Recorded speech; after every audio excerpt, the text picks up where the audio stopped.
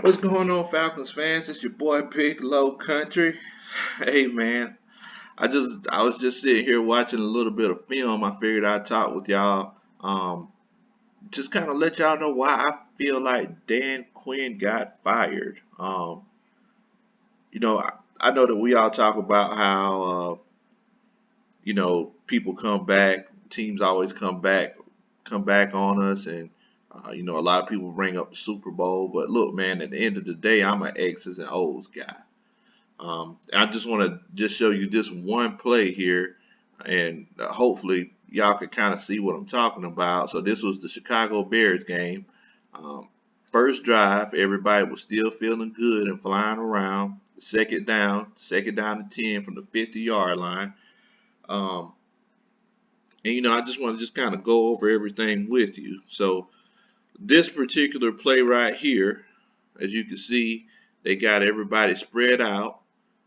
We have four defensive linemen. No linebackers in the box.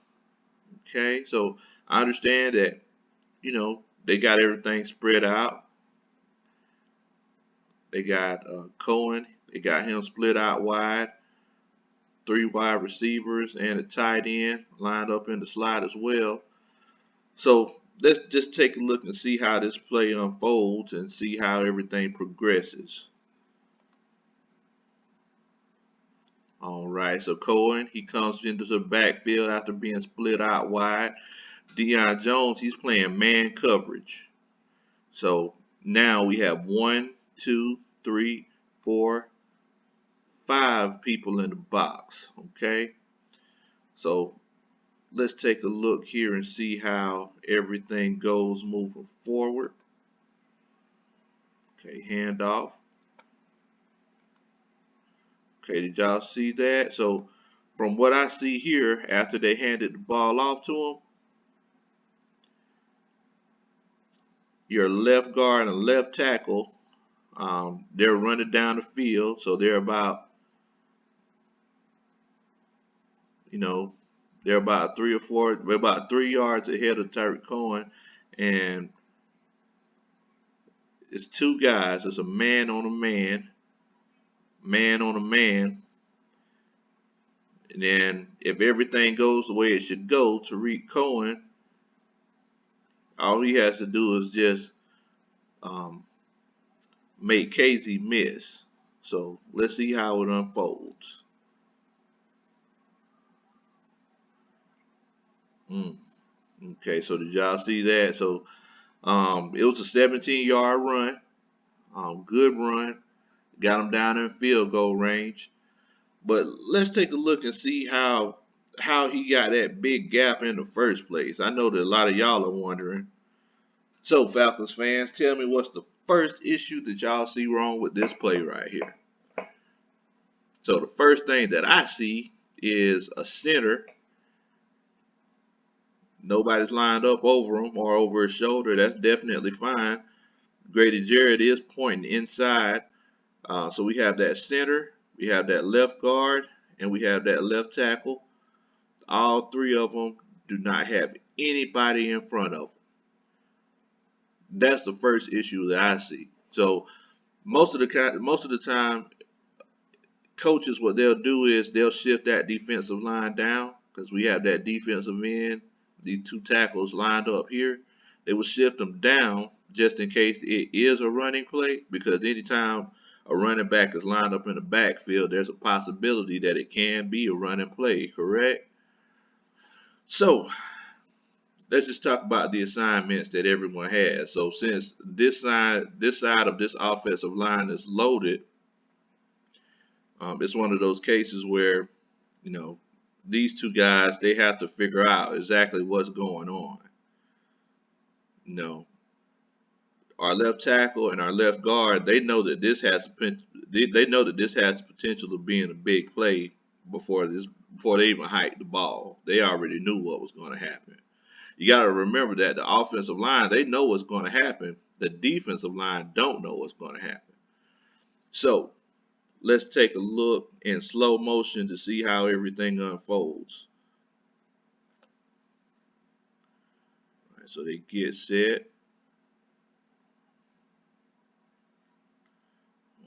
right, so they hike it.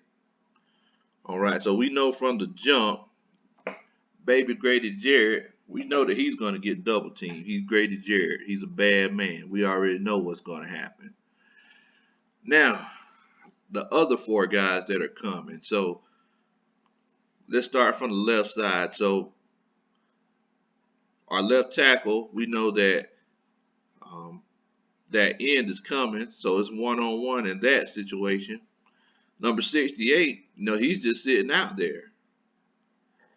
We know that we've seen this play before, so we know there's going to be a running play. So 68, he's going to go get that man. Um, he's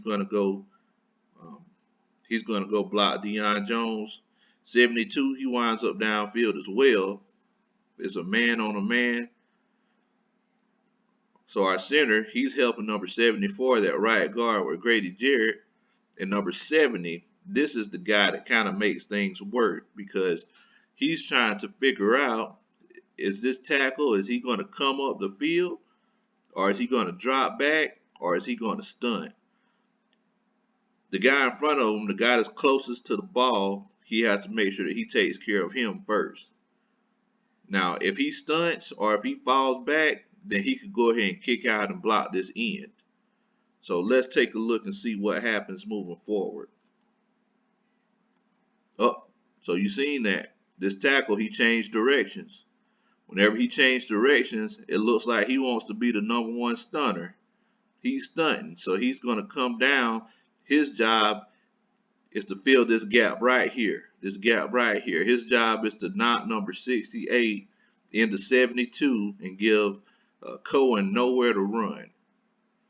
So since he's stunting, number 70, our right tackle, he's going to kick out and block that in.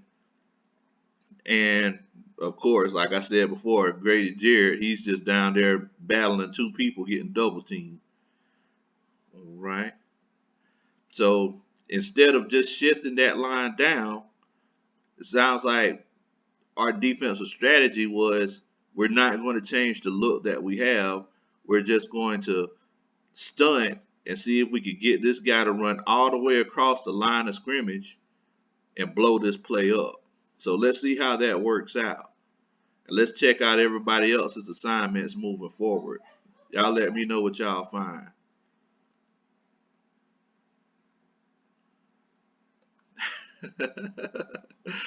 So what do y'all think about that? I've seen a few things. My favorite part about this play is Leno Jr., the way that he just kind of told Stephen Means, like, look, man, I ain't fooling with you. You can just go on about your business. I'm finna go ahead and double team Deion Jones and see if we can bust this big play. Also, that tackle that was supposed to stunt, he got caught up by that center and he didn't get a chance to blow that play up. So this is what you hate to see as a defensive coach, and this is something that Dan Quinn seen a lot. Um, you got somebody running upfield. You got a hat on a hat, and then a hat on a hat. If they pick this blocking up the way that they're supposed to, this is a touchdown all day. He's dancing in the end zone. But let's go back and just take a look at how they initiated their blocks. And y'all keep an eye on my boy Leno here, man. This is hilarious to me, the way that he pushes him downfield and then he gets upfield.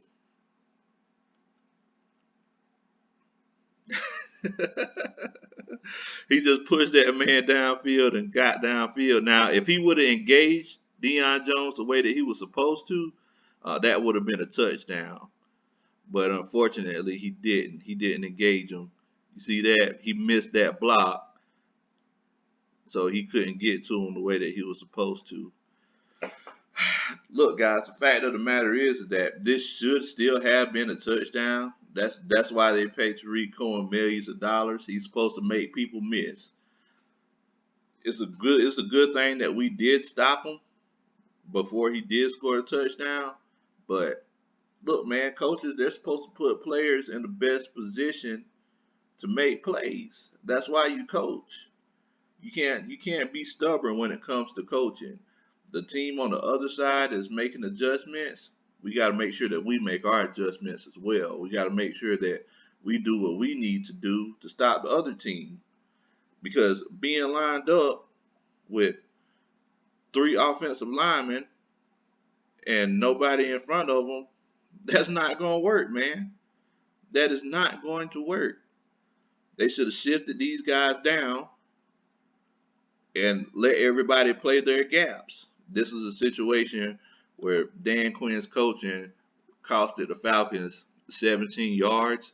It cost them a chance to putting them in a third and long situation. And I mean, let's be honest, y'all. Dan Quinn's coaching cost the Falcons a number of games this season. So I'm just going to show y'all this play in full speed. Um, from both camera angles, so y'all can just kind of see what happened, okay?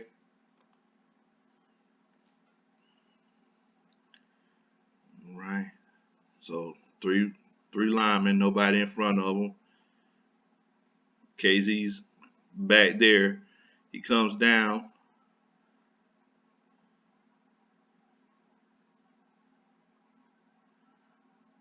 Let's show it from the other angle.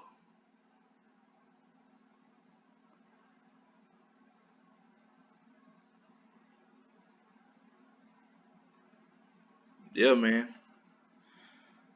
You got to make adjustments as a coach. The other team is making adjustments. You have to make the adjustments. Hey, I appreciate y'all for checking this video out. Thank you so much. My name is Big Low Country. I am part of Atlanta Falcons Nation. Y'all make sure y'all check out our show on Wednesday night, ATL and Sports Zone.